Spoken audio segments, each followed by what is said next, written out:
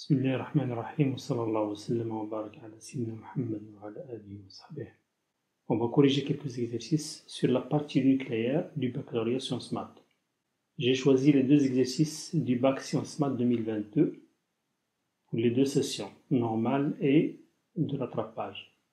Pour la session normale, voici l'énoncé de l'exercice 3 qui prend comme sujet la radioactivité du césium 137.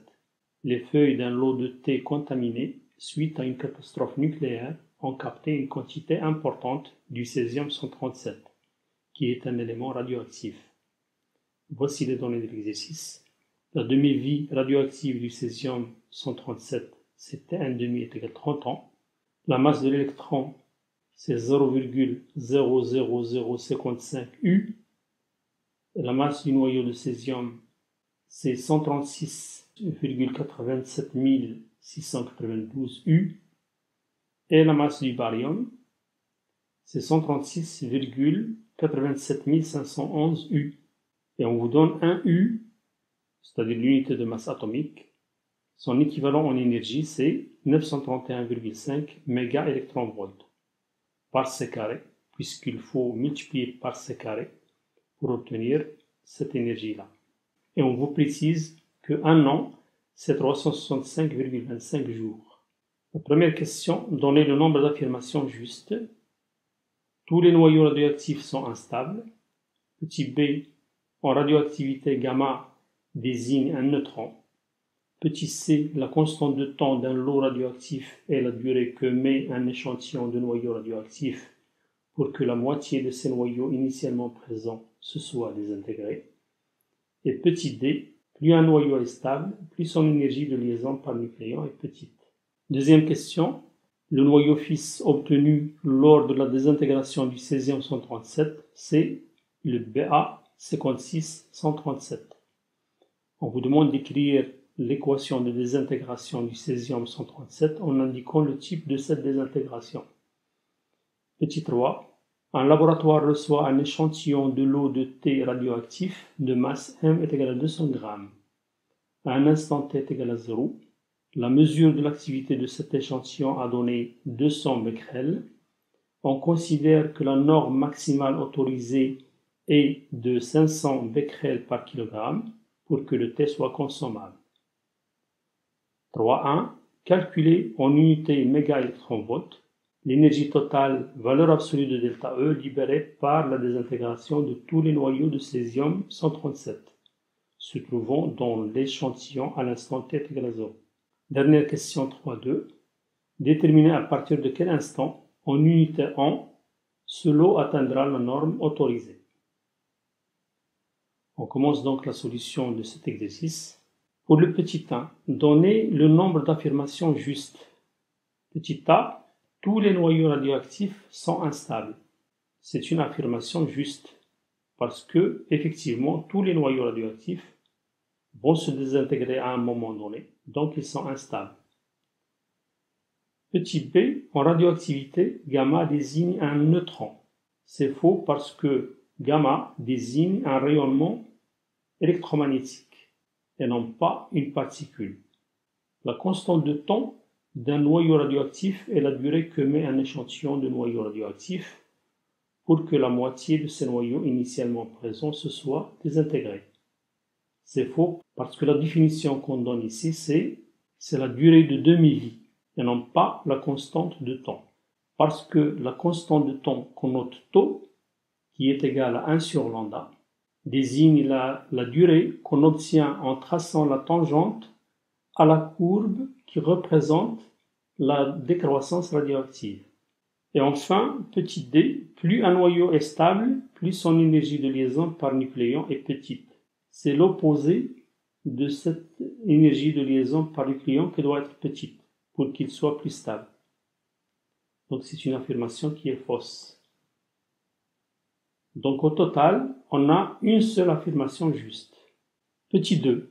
Le noyau fils obtenu lors de la désintégration du césium 137 est le Ba56-137. On vous demande d'écrire l'équation de désintégration du césium 137 en indiquant le type de cette désintégration. On va d'abord écrire l'équation de désintégration. Donc on va partir du césium 55-137. Alors ce 55, c'est écrit dans l'énoncé, dans la partie donnée, on trouve le CS 55-137. Donc il va donner, d'après l'énoncé, le noyau fils BA 56-137. Il doit donc émettre une particule qu'on va noter XAZ. Pour voir de quel type de particule s'agit-il, il faut calculer le A et le Z en utilisant les équations de conservation. La première équation, le 137 qui est là, doit être égal à la somme des A de l'autre côté, c'est-à-dire 137 plus A. Et la même chose pour le Z, le 55 qu'on trouve ici doit être égal à la somme des Z qu'on a ici, c'est-à-dire 55 doit être égal à 56 plus Z. La première équation nous donne A est égal à 0. La particule X, c'est un E, puisque seul le E qui a le A est égal à 0. Et la deuxième équation nous donne Z est égal à moins 1. Il s'agit donc d'un électron. Et donc la particule X à Z, c'est E moins 1, 0. Donc la particule émise est un électron, ce qui fait que la désintégration est de type β-. La troisième question. Un laboratoire reçoit un échantillon d'un lot de T radioactif de masse M est égal à 200 g. À l'instant T est égal à 0, la mesure de l'activité de cet échantillon a donné 200 becquerels. On considère que la norme maximale autorisée est de 500 becquerels par kilogramme pour que le T soit consommable.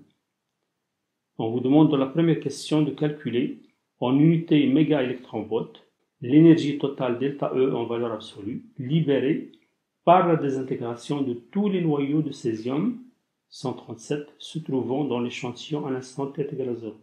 On doit d'abord calculer le nombre N0 de particules de césium 137 se trouvant dans cet échantillon à l'instant T égale à 0.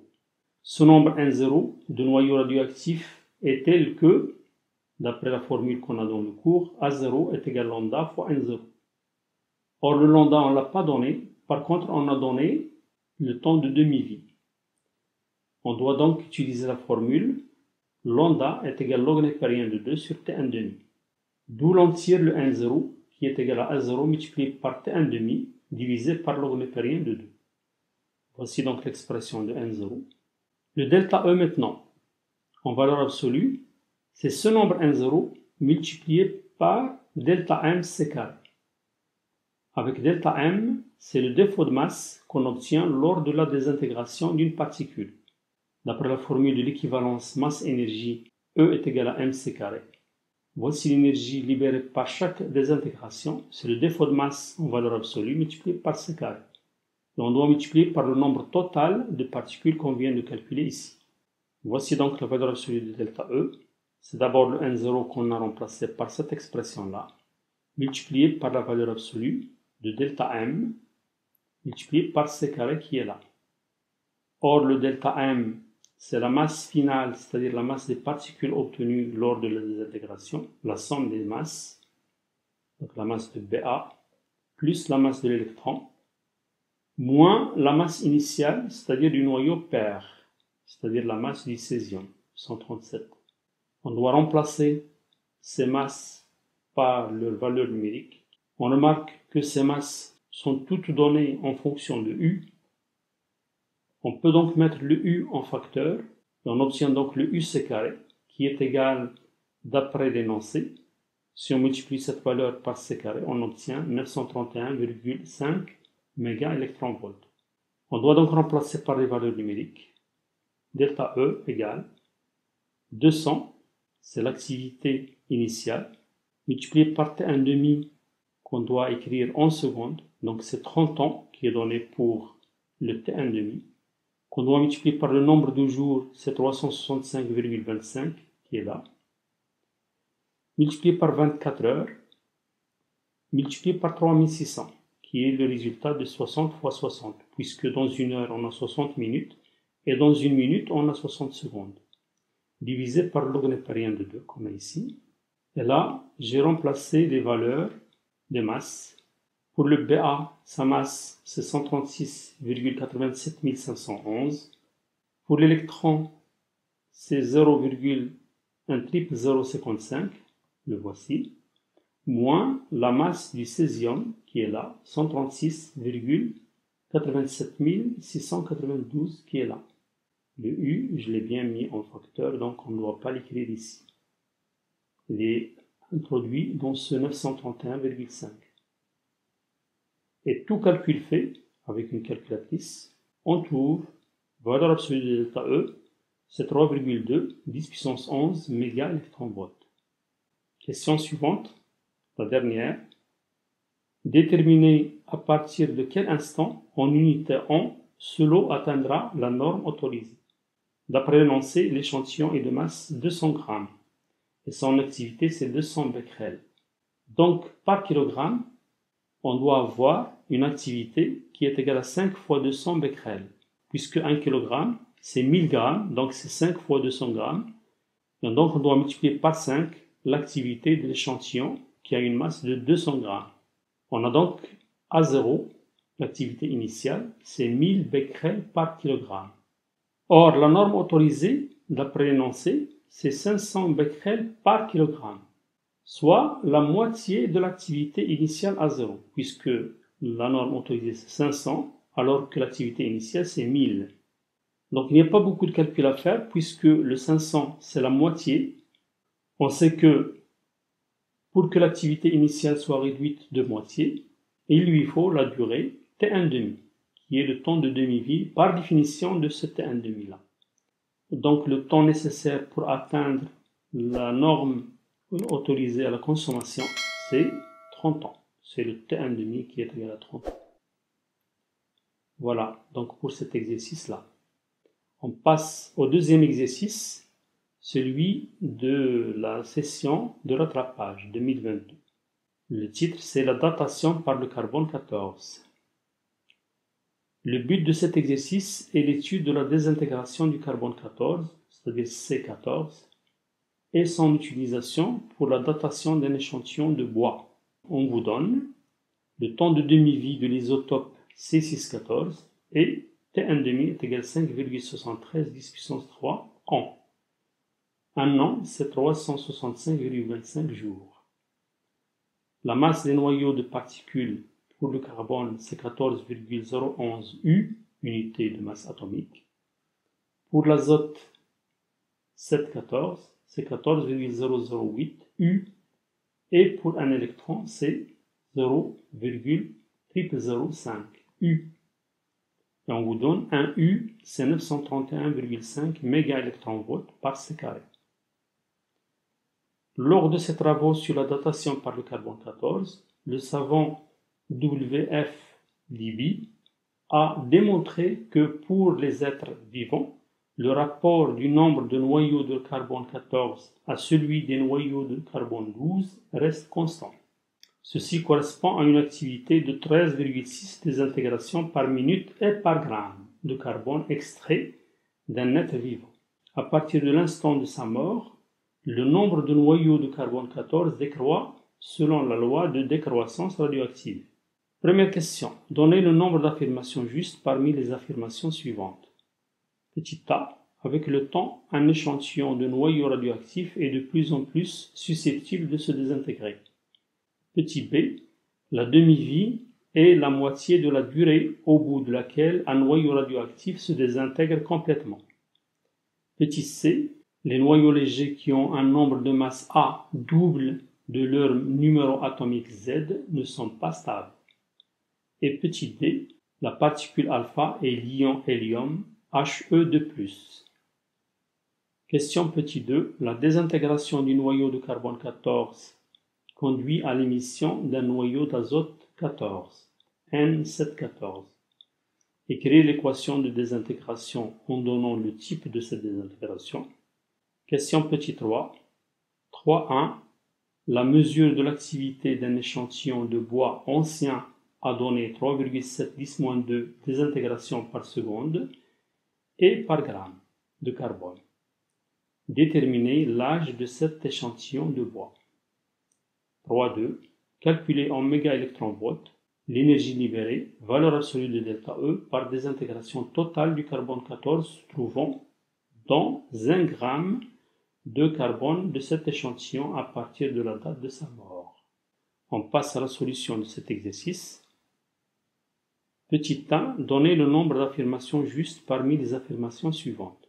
Petit a, avec le temps, un échantillon de noyau radioactif est de plus en plus susceptible de se désintégrer. C'est une affirmation qui est fausse parce que la désintégration est un phénomène aléatoire. On ne peut pas savoir à quel moment elle pourra se produire. Donc, puisque c'est un phénomène aléatoire, on ne peut pas dire que, avec le temps, le noyau est de plus en plus susceptible de se désintégrer. On ne peut jamais prévoir à quel moment elle pourra se produire, cette désintégration. Affirmation petit b, la demi-vie est la moitié de la durée au bout de laquelle un noyau radioactif se désintègre complètement. C'est une affirmation qui est fausse, parce que la demi-vie, T1,5, est la durée au bout de laquelle la moitié de la quantité initiale s'est désintégrée, et non pas d'un seul noyau radioactif. Donc, il s'agit d'une quantité initiale, c'est-à-dire d'un nombre N0 de particules, et non pas d'un seul noyau radioactif. Petit c, les noyaux légers qui ont un nombre de masse A double de leur numéro atomique Z ne sont pas stables. C'est une affirmation qui est fausse. Il suffit de donner un contre-exemple. Si on prend comme exemple le C612, on sait qu'il y a un noyau stable, c'est le C614 qui est instable. Or, pour ce carbone C612, on a bien un nombre de masse 12 qui est le double de son numéro atomique 6. Et quand même, il est stable.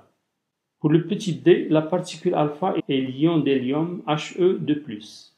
C'est une affirmation qui est juste, parce que l'ion hélium He2+, c'est l'atome d'hélium auquel on a enlevé ces 2 électrons qu'il possède. Donc il ne reste que le noyau d'hélium qui est bien la particule alpha. Donc au total, il y a une seule affirmation juste. Question petit 2, on vous dit que la désintégration du noyau de carbone 14 conduit à l'émission d'un noyau d'azote 14, N714. On vous demande d'écrire l'équation de désintégration en donnant le type de cette désintégration. Alors pour l'équation de désintégration, le noyau pair c'est C614 qui donne en se désintégrant l'azote N714 d'après l'énoncé plus une particule. Alors cette particule, comme on vient de le faire dans l'exercice 1, puisqu'on a 14 ici et 14 là, ça doit être un 0 comme nombre de masse. C'est ou bien un électron ou bien un positron. Or, puisqu'on a ici 6 et là 7, on doit avoir un nombre numéro atomique Z est égal à moins 1. Donc c'est un électron E-1, 0. C'est donc une désintégration de type β-, puisqu'il y a émission d'électrons. Question 3.1. La mesure de l'activité d'un échantillon de bois ancien a donné 3,7 de désintégration par seconde et par gramme de carbone. Déterminer l'âge de cet échantillon de bois. On doit donc chercher l'instant t pour lequel A de t est égal à 3,7 becquerel par gramme. Parce que 1 becquerel, c'est une désintégration par seconde. On a la loi de décroissance radioactive, c'est la suivante, A de t est égal à A0 exponentielle moins lambda t, avec A0, d'après l'énoncé, c'est 13,6 désintégrations par minute et par gramme. On doit passer à la même unité que A de t, on doit mettre ici par seconde, on doit donc diviser par 60, ce qui fait que A0 est égal à 13,6 divisé par 60, puisqu'on va obtenir comme unité désintégration par seconde par gramme. Donc becquerel par gramme. On a donc le A0. Pour lambda, on peut le tirer d'après cette formule-là, puisqu'on a donné dans l'énoncé le T1,5. On a d'après cette expression, exponentielle moins lambda t, c'est le A divisé par A0. On fait introduire le log népérien de deux côtés pour faire disparaître l'exponentielle, puisqu'on a la formule log népérien de l'exponentielle x est égal à x. Et donc, on obtient moins lambda t, qui est égal log népérien de A sur A0. Pour faire disparaître le signe moins, on doit inverser ce qui est l'intérieur de log népérien, d'après les propriétés de log népérien. On doit donc avoir lambda T est égal log népérien de A0 sur A. Et donc on tire le T est égal log népérien de A0 sur A multiplié par 1 sur lambda. Et le 1 sur lambda, c'est l'inverse de cette expression, c'est le T1,5 sur log népérien de 2. Il suffit donc de faire l'application numérique. On a donc T est égal, le T1,5 qui est égal à 5,73 10 puissance 3. On peut le laisser en unité an pour trouver le T finalement en année. Divisé par log népérien de 2. Log népérien de 13,6 sur 60, qui est la valeur de A0, divisé par A, donc le dénominateur doit être multiplié par 3,7 10 puissance moins 2, qui est la valeur de A à l'instant T. Et donc tout calcul fait, on tire le T est égal à 14 984 ans. Cette valeur est très proche de 15 000, donc l'âge de ce morceau de bois est donc à peu près de 15 000 ans.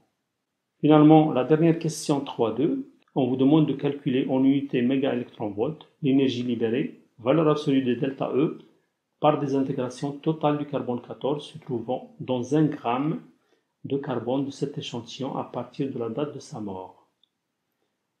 Comme on l'avait fait dans l'exercice 1, on doit trouver le nombre N0 de C614 se trouvant dans 1 gramme de carbone à la date de sa mort.